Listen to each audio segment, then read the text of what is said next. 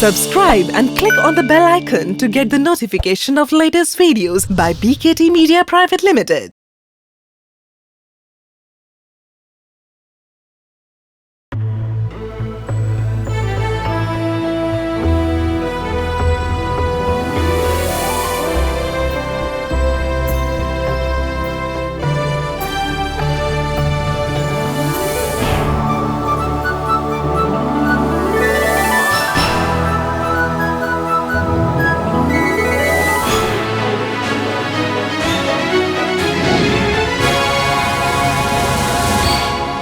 Big Business Ideas. तस्वीर का रंग चाहे कोई भी हो, लेकिन आत्मविश्वास का रंग सबसे खूबसूरत होता है। इसीलिए आपके व्यवसाय के कैनवस को पेंट करने के लिए एक बार फिर से शिल्पा भावना आ गई है लेकर बिजनेस लॉज के नॉलेज की painting brush. Big business ideas powered by Tap Fox beyond socialising.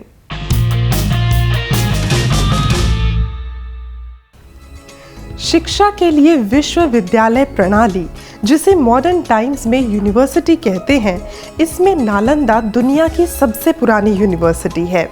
इस हिसाब से भारत की जड़ों में ही शिक्षा का बीज है, लेकिन शायद हम लोग खुद ही शिक्षा के इस अर्थ को भूलते चले जा रहे हैं। तो चलिए एक बार फिर से इसे समझने की कोशिश करते हैं। Once again, please welcome the author of the business books, the philanthropist, the big business expert, Mr. Sunil Kumar Gupta. नमस्कार सर, बहुत बहुत स्वागत है आपका। धन्यवाद जी प्लीज। सुनील जी, सबसे पहले तो आपसे यही जानना चाहेंगे कि आज हम अपने देश में शिक्षा की स्थिति की बात करते हैं, लेकिन सबसे पहले शायद ये समझना ज़रूरी हो जाता है कि शिक्षा होती क्या है। एजुकेशन, इस वर्ड की सही परिभाषा क्या होगी? बड़ा महत्वपूर्ण क्वेश्चन पूछा है आपने, जबकि बहुत सरल है। एजुकेशन का मतलब है नॉलेज एक्वायर करना जी। और नॉलेज जब हम एक्वायर कर लेते हैं तो बहुत महत्वपूर्ण बात ये होती है कि हमें अच्छी तरह जीवन जीने का तरीका मिल जाता है। हम अपनी लाइफ को हैप्पीली लीड कर सकते हैं जी। हमें अपने परिवार की, अपने समाज की और अपने देश की ज़रूरतों का पता लग जाता है जी। हमें अपने राइट पता लग जाते हैं, अपनी ड्यूटीज पता लग जाती हैं। तो ज़रूरत होती है सिर्फ उसका पालन करने की। हाँ, जब ये आदमी को पता लगता है तो निसंदेह देश भी आगे बढ़ता है और समाज भी एक अच्छे वातावरण में रहता है। लेकिन अगर हम अपने देश की बात करें, हमारे देश में जो ये एजुकेशन प्रोवाइड करने का एक सिस्टम है, उस सिस्टम के बारे में आप हमें ज़रूर बताएं कि क्या सिस्टम है हमारे देश में। हमारा जो एजुकेशन सिस्टम है वो संसार में सबसे बड़ा है। बिल्कुल। बेशक स्टूडेंट इनरोलमेंट के मामले में हम सेकंड नंबर पे हैं, लेकिन एजुकेशन सिस्टम के मामले में पूरे वर्ल्ड में हम सब नंबर 1 पे सबसे आगे सबसे बड़ा एजुकेशन सिस्टम हमारा है। हमारा जो एजुकेशन सिस्टम है, इसे आप ऐसे समझ सकते हैं कि ये 2 भाग में है, एक पब्लिक सेक्टर, एक प्राइवेट सेक्टर जी। पब्लिक सेक्टर में वो आती हैं जो गवर्नमेंट की यूनिवर्सिटीज हैं, सेंट्रल गवर्नमेंट फंडेड यूनिवर्सिटीज हैं, स्टेट गवर्नमेंट फंडेड यूनिवर्सिटीज हैं, और जो हमारे नेशनल इंपॉर्टेंस के इंस्टीट्यूट हैं, जैसे IIT हो गए, NIT हो गए। फिर आता है प्राइवेट एजुकेशन। प्राइवेट एजुकेशन के 2 भाग हो जाते हैं। पहला होता है फॉर्मल एजुकेशन जी। फॉर्मल एजुकेशन का मतलब हो गया कि आप स्कूल रन कर रहे हैं CBSE एफिलेटेड, या आपको ऐसा इंस्टीट्यूट रन कर रहे हैं जो कि CBSE एफिलेटेड है, या वो गवर्नमेंट की किसी एजेंसी से एफिलेटेड है, AICT से एफिलेटेड है, या हमारी स्टेट्यूटरी बॉडी है, MCI होगी, BCI होगी, उनसे एफिलेटेड है, या किसी यूनिवर्सिटी से एफिलेटेड है। एक हो गया नॉन फॉर्मल।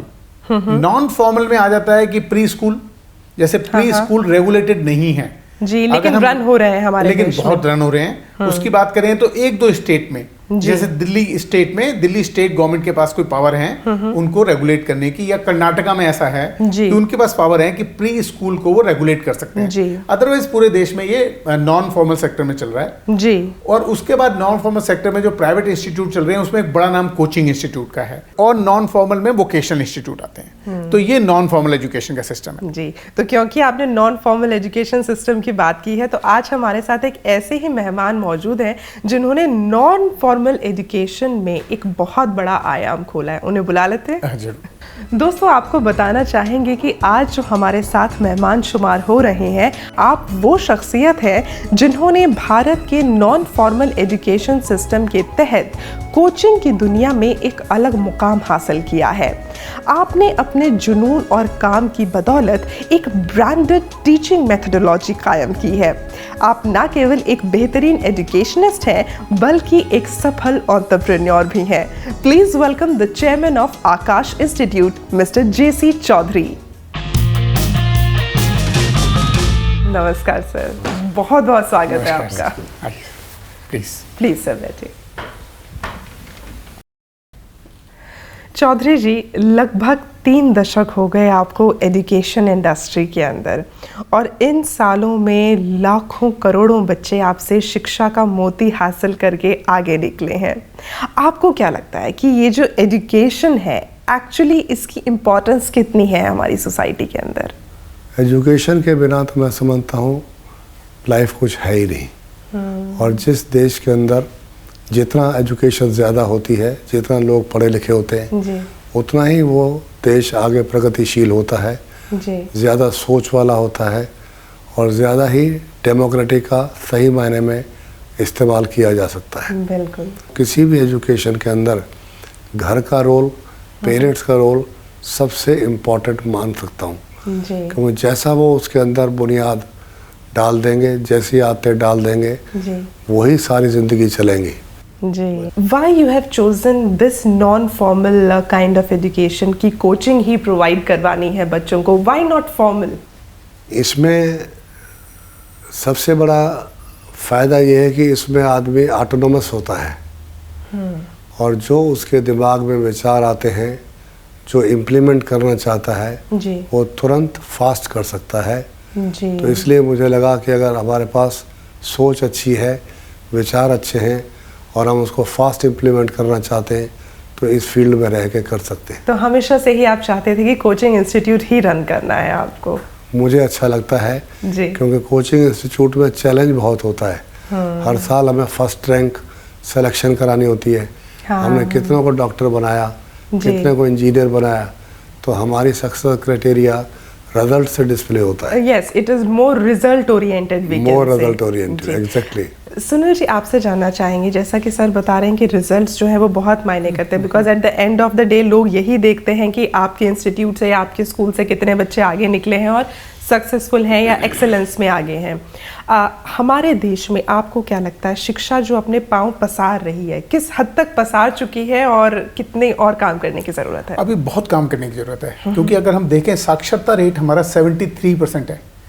मतलब 27 लोग 100 में से अभी भी अनपढ़ हैं। जी। पहले हम कॉन्स्टिट्यूशन की बात करें तो हमारे देश में हमारे राइट टू एजुकेशन, और अब जो नया एक्ट आ गया है उसके मुताबिक हमारे देश में 14 साल तक के बच्चे को एजुकेशन कंपलसरी है। ये होने के बावजूद भी हमारी कंट्री डेवलपिंग कंट्री में आती है। वो इसीलिए आती है डेवलपिंग कंट्री में क्योंकि साक्षरता रेट जब तक 100% नहीं होगा, जब तक कोई भी देश, कोई भी समाज, कोई भी सभ्यता तरक्की नहीं कर सकती। और अगर हम ये देखने की कोशिश करें तो कितना कम है, तो अभी हमारी जो फॉर्मल एजुकेशन है वो बहुत कम क्षेत्रों तक पहुंच रही है। आज के कॉम्पिटिटिव युग में जहां पर कि यदि हम मेडिकल एजुकेशन देखें या इंजीनियरिंग एजुकेशन देखें, जो हमारी गवर्नमेंट कॉलेज हैं उनमें जो सीट है हमारी वो बहुत कम है और हमारी रिक्वायरमेंट बहुत ज़्यादा है। जी, आपने ये जो बात कही है इसके बारे में हमने कुछ मेडिकल स्टूडेंट्स से बात की थी, आप लोगों को हम दिखाना चाहेंगे, प्लीज़। जो प्रिपरेशन में हमारा टाइम लगता है, जब हमें MBBS में एंट्रेंस मिलता है, तो वो अगर कम किया जा सके तो, जैसे कुछ लोगों को ज़्यादा टाइम लग जाता है और वो इसलिए लगता है क्योंकि गवर्नमेंट कॉलेजेस बहुत कम है and everybody could not afford the private colleges. अभी डॉक्टर पेशेंट रेशियो काफ़ी लैगिंग है हमारी कंट्री में, तो अगर PG की सीट्स बढ़ाई जाएं और ज़्यादा से ज़्यादा, क्योंकि हमारे कंट्री में भी काफ़ी एंथुसियास्टिक डॉक्टर्स हैं, तो वो और ज़्यादा सर्विस देना चाहते हैं, तो अगर और ज़्यादा सीट्स होंगी तो और ज़्यादा वेलफेयर होगा सोसाइटी का। तो अभी अगर हो सके तो मतलब गवर्नमेंट को थोड़ा सा और फंड्स मेडिकल सेक्टर की तरफ भी अलॉट करने चाहिए। तो 2 बातें यहाँ पर निकल के आती हैं, एक तो कि उन्हें समय ज़्यादा लगता है अपने पूरे प्रिपरेशन के लिए, दूसरा मेडिकल सेक्टर की तरफ इन्वेस्टमेंट ज़्यादा होनी चाहिए। पहले आपसे जानना चाहेंगे सर, आपको क्या लगता है कि ये जो समय ज़्यादा लगता है बच्चों को, आपको लगता है कि ये मतलब वाजिब है, इतना होना चाहिए? क्योंकि मेडिकल का MBBS का सिलेबस काफ़ी वास्ट होता है और मेरा ख्याल है करीब 20-22 सब्जेक्ट्स होते हैं जी। तो उनको अगर थॉरोली पढ़ाया नहीं जाएगा तो नॉलेज अधूरी रह जाएगी। तो ये 4.5 साल का जो समय है वो रिक्वायर्ड है उसको पढ़ाने के लिए। अगर उसको हम कम करेंगे तो मेरे ख्याल में हम सही तरीके से बच्चों को नॉलेज नहीं दे पाएंगे। सुनील जी, आपसे जानना चाहेंगे, जो अभी एक बच्चे ने यहाँ पर बात की कि मेडिकल जो सेक्टर है इसमें गवर्नमेंट की तरफ से इन्वेस्टमेंट और बढ़ाए जाने की ज़रूरत है क्योंकि एजुकेशनल इंस्टीट्यूट्स या प्रोफेशनल इंस्टीट्यूट्स वाकई कम है। आपका क्या कहना है? बिल्कुल ठीक बात है, सीटें बढ़ाई जानी चाहिए।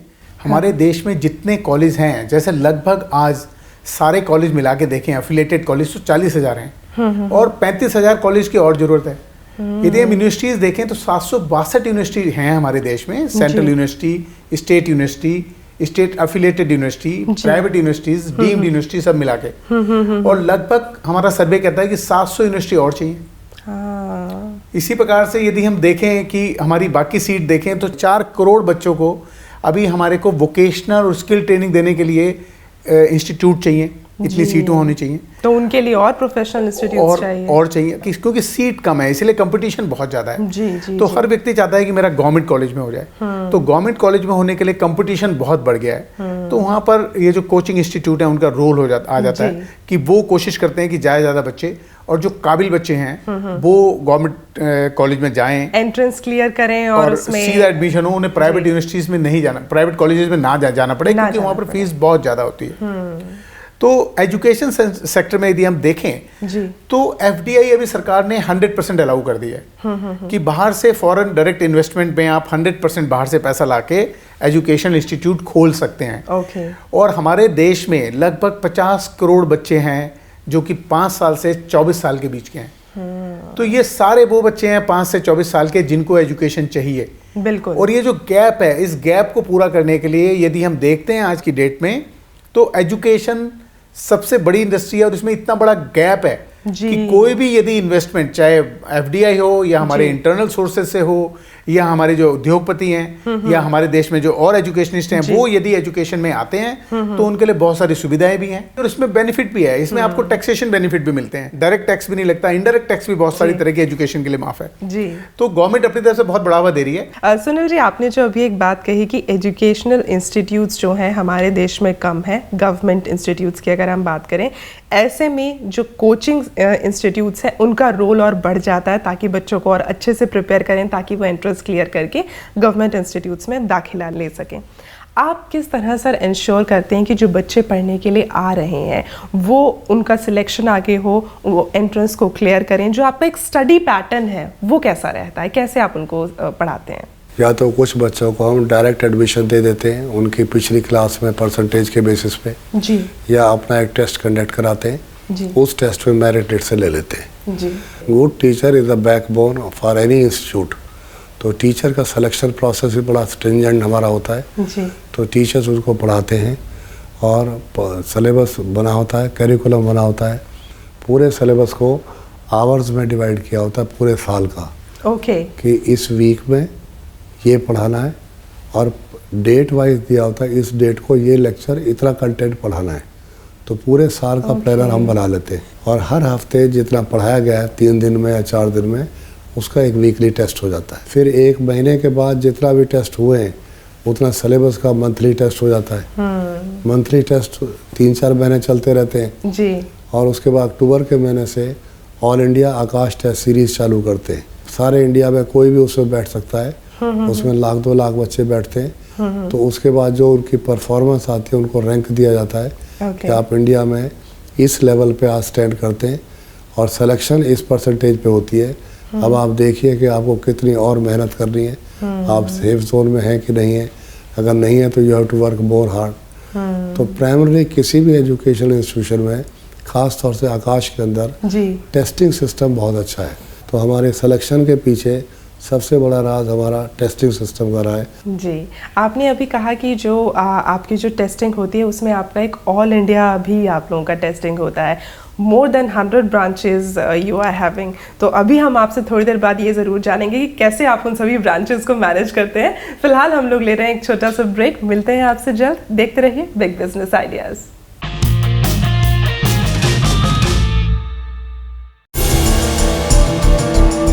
नमस्कार। बिग बिजनेस आइडियाज़ के सभी दर्शकों को प्रणाम। मैं विजय सांपला, आपका सेवादार। आप सबसे निवेदन करना चाहूँगा, बिग बिजनेस आइडियाज़ उनका सही में सदुपयोग करके इस देश की अर्थव्यवस्था में अपना सहयोग करें।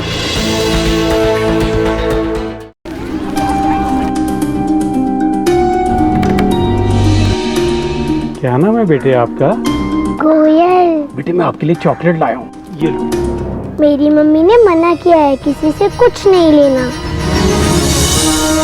बेटी के मासूम बचपन पर किसी की बुरी नजर ना पड़ने दें। आपकी सतर्कता बेटी के जीवन का वरदान है। खुद संभलें और अपनों को संभालें।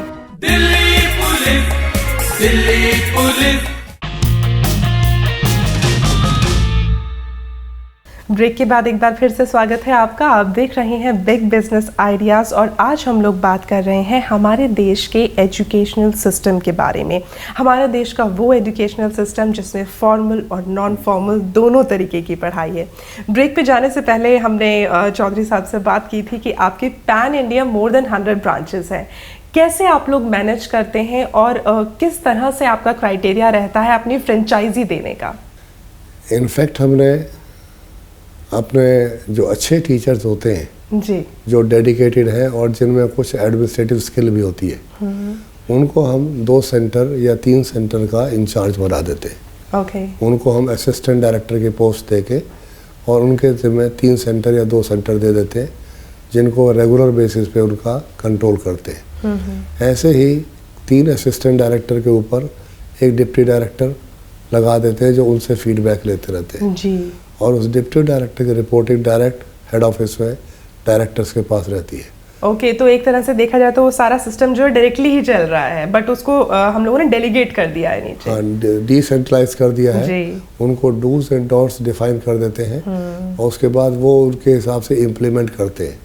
पॉलिसी हम बना देते हैं, सिस्टम हम बना देते हैं, इम्प्लीमेंटेशन इनके थ्रू करा लेते हैं जी। और जहाँ जहाँ फिर टाइम टू टाइम ये पता लगता है कि ये पॉलिसी जो बनाई थी इसमें दिक्कतें हैं, उसको मॉडिफिकेशन होती रहती है। अब केरला के स्कूल का जो टाइमिंग होते हैं, श्रीनगर के स्कूल के टाइमिंग है, उनके एग्ज़ाम के टाइमिंग अलग है, तो उनके हम टेलर मेड करके as per the state pattern changes करके उसमें अपने आप को एडजस्ट कर लेते हैं। जी। सुनील जी, आप बताइए, जब कोई इस तरह से अपने इंस्टीट्यूट को आगे एक्सपैंड करते हैं इतने और लोगों की मदद के साथ, आप किस तरह से देखते हैं इसको?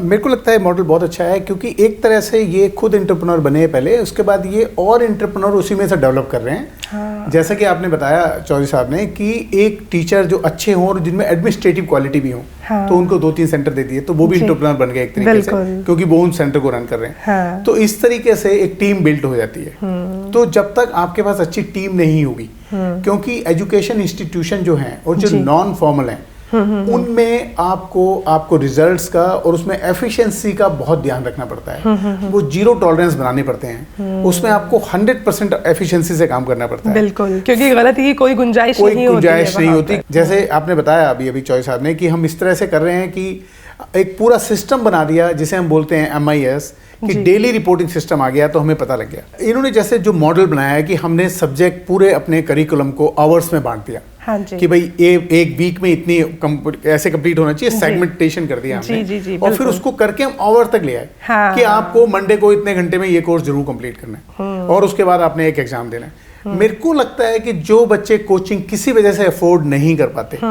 उनको भी ये मॉडल अपनाना चाहिए। जी। और ये जो पैटर्न है अगर देखा जाए तो खासा तौर में इसमें अपने आप में ही एक एंटरप्रेन्योरशिप क्वालिटी है, क्योंकि एंटरप्रेन्योर वही होता है जिसके पास अपने मिनट का हिसाब हो। बिल्कुल। हम लोगों ने कुछ लोगों से बात की थी, आपको दिखाना चाहेंगे प्लीज।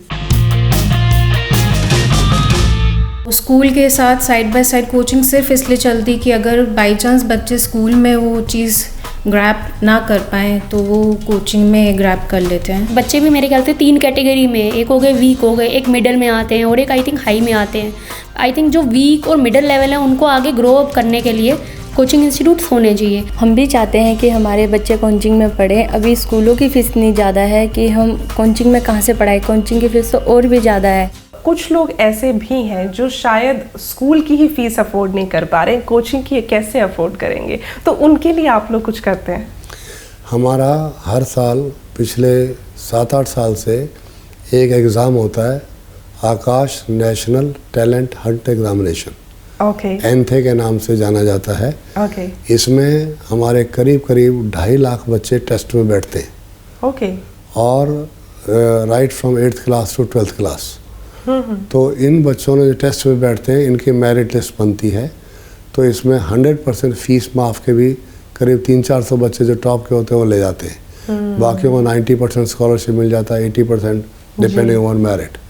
तो अगर बच्चा मान लीजिए पढ़ाई लिखाई फाइनेंशियली बहुत वीक है और पैसे अफोर्ड नहीं कर सकता, तो हमारे एनथे के थ्रू वो फ्री पढ़ सकता है 2 साल तक। Very nice. तो हमारे अक्टूबर में हर साल टेस्ट होता है, अक्टूबर नवंबर में।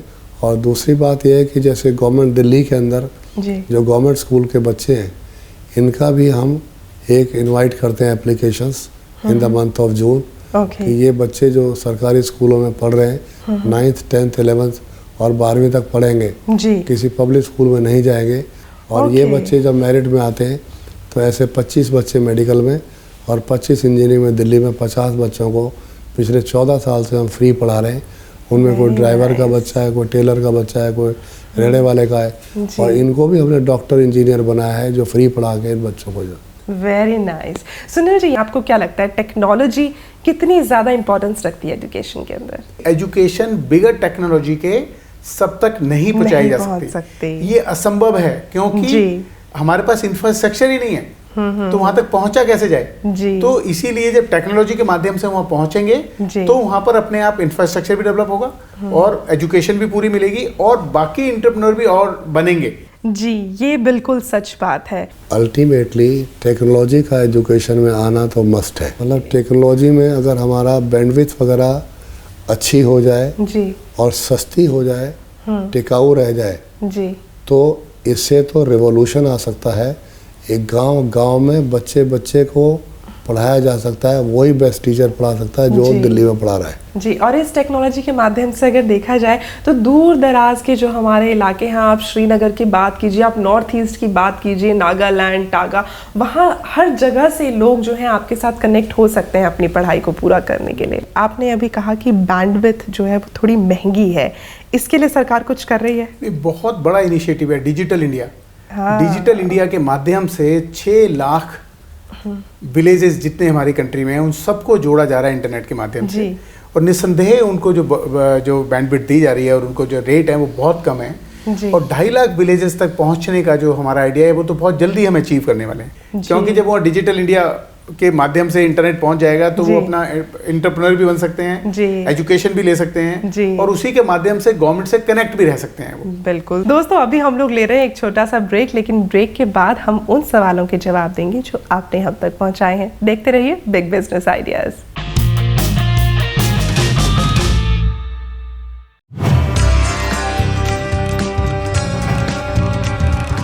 भारत का विकास लाखों एमएसएमईज की कामयाब कहानियों से जुड़ा है, क्योंकि हर एमएसएमई के पास होता है बिजनेस करने का इनोवेटिव आइडिया।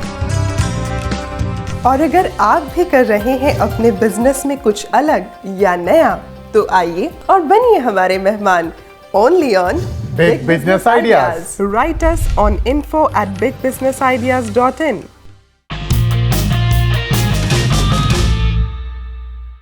एक बार फिर से स्वागत है आपका। आप देख रहे हैं big business ideas powered by Tap Fox और अब वक्त है आपके सवालों के जवाब देने का। पहला सवाल बिहार से आया है, चंदन जी हैं और आप कहते हैं कि आप SC/ST कैटेगरी को बिलोंग करते हैं, करंटली अनएम्प्लॉयड हैं और आप अपना बिजनेस शुरू करना चाहते हैं और आप जानना चाहते हैं क्या इन्हें स्टैंड अप इंडिया के तहत लोन मिल सकता है? चंदन जी, मैं बताना चाहूँगा जरूर मिल सकता है। स्टैंड अप इंडिया की जो स्कीम है उसमें हर बैंक की हर ब्रांच को एक SC/ST कैटेगरी और एक विमेन कैटेगरी में लोन जरूर देना है। तो आपकी जो भी नियरेस्ट ब्रांच है उसमें आप अप्लाई कर सकते हैं, और नहीं तो सिडबी की एक वेबसाइट है standupmitra.in, उसमें जाके भी अप्लाई कर सकते हैं। केरला से नागेंद्र कुमार जी हैं और आप कहते हैं कि आप गलती से अलग अलग पैन नंबर्स इस्तेमाल कर रहे हैं अलग अलग पर्पस के लिए, जैसे मान लीजिए एक डीमैट अकाउंट के लिए और एक इनकम टैक्स फाइल करने के लिए। तो ये जानना चाहते हैं इसे ठीक कैसे किया जा सकता है? नागेंद्र जी को मैं बताना चाहूँगा ये बिल्कुल गलत कर रहे हैं आप। 2 पैन नंबर रखना अपराध है। आप एक ही पैन नंबर रख सकते हैं। आपको तुरंत एक पैन नंबर सरेंडर कर देना चाहिए और उस अकाउंट में भी अपना जो ओरिजिनल पैन नंबर है जो कि आप ITR में फाइल करते हैं जी, वो आपका ओरिजिनल पैन माना जाएगा। उसी पैन को सारे अकाउंट में सर्कुलेट करें इमीडिएटली। और अब हम ले रहे हैं वो सवाल जो ऑडियोज के माध्यम से आपने पहुंचाए हैं। मैं प्रदीप ढोलरिया बड़ौदा गुजरात से बोल रहा हूँ। लास्ट वन, मैं एक स्मॉल बिजनेसमैन हूँ और मैंने आपका एपिसोड सोशल मीडिया पे देखा है। तो मुझे ये पूछना था कि आजकल सोशल मीडिया के बहुत प्लेटफॉर्म्स अवेलेबल है, तो उसमें से कौन सा प्लेटफॉर्म मार्केटिंग के लिए मेरे लिए अच्छा होगा? ये आपको देखना पड़ेगा कि आपकी ऑडियंस कौन सी है, टारगेट ऑडियंस कौन सी है। जैसे यदि आप प्रोफेशनल हैं तो आप लिंक्डइन पे जा सकते हैं। तो ये देखना पड़ेगा कि आपने ये नहीं बताया कौन सा बिजनेस है, क्या करना चाहते हैं। तो ये डिपेंड करता है कि आपकी टारगेट ऑडियंस कौन सी है। हाँ, मैं राजकोट से देवेंद्र मुंगरा बोल रहा हूँ और मेरा एक क्वेश्चन है। मैं आपका शो एक रेगुलर देख रहा हूँ और मेरा क्वेश्चन ये है कि मैंने इनकम टैक्स एक्सेस में पे कर दिया, तो मुझे इसका रिफंड कैसे मिलेगा? इनकम टैक्स एक्सेस में दे दिया है, उसका रिफंड लेना बहुत आसान है।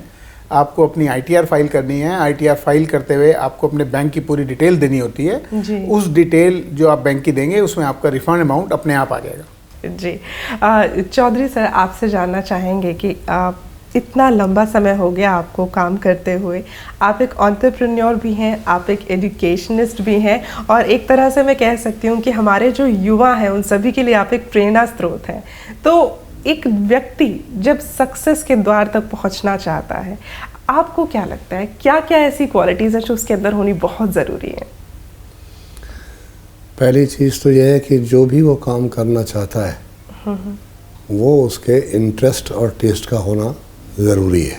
दूसरी बात, उसके काम करने में एक इच्छा रहनी चाहिए परफेक्शन की जी, और उसका माइंड वन ट्रैक चलना चाहिए, फोकस रहता है फोकस रहता है। और जो उसका एम होता है उसमें उसको जीना पड़ेगा, उसी में उसको मरना पड़ेगा। तो हमेशा ही अपने ऊपर कॉन्फिडेंस रहना लाइफ के अंदर जी, और ईश्वर पे कॉन्फिडेंस रखना, इन 2 चीज़ों पर ही सिर्फ कॉन्फिडेंस लाइफ में हो तो आदमी कुछ भी अचीव कर सकता है। बिल्कुल, बहुत अच्छी बात आपने ये कही, क्योंकि जब तक हम खुद से ईमानदार नहीं होंगे तब तक हम दुनिया का कोई भी काम अच्छे तरीके से नहीं कर सकते।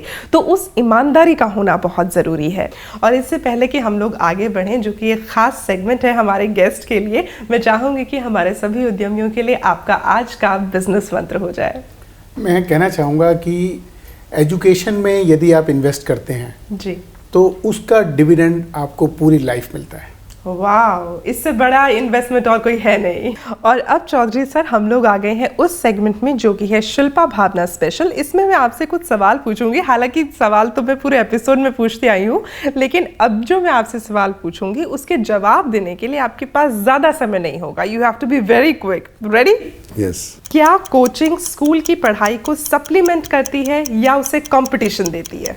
सप्लीमेंट करती है। क्या हर बच्चे को कोचिंग लेना ज़रूरी है? Not necessary. और किसी भी काम को अगर आप करना चाहते हैं तो सबसे पहली चीज़ आपके जहन में क्या होनी चाहिए? Strong will. Strong will.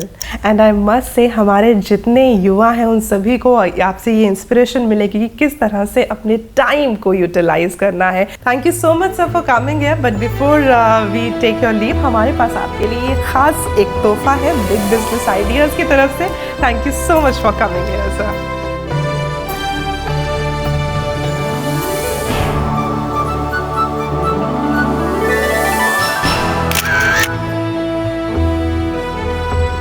दुनिया में सिर्फ दिल ही है जो बिना आराम किए लगातार काम करता है, इसीलिए उसे हमेशा खुश रखना चाहिए, फिर चाहे वो अपना हो या अपनों का। क्योंकि जब अपना दिल खुश होता है तो हम अपने व्यवसाय में 100% देते हैं, और जब अपनों का दिल खुश होता है तो हम अपनी ज़िंदगी में 100% देते हैं। तो अपनी ज़िंदगी के हर पल को दीजिए 100%। और शिल्पा भावना को इजाज़त। अगली बार फिर होगी आपसे मुलाकात। Thank you so much. जय हिंद। Big Business Ideas.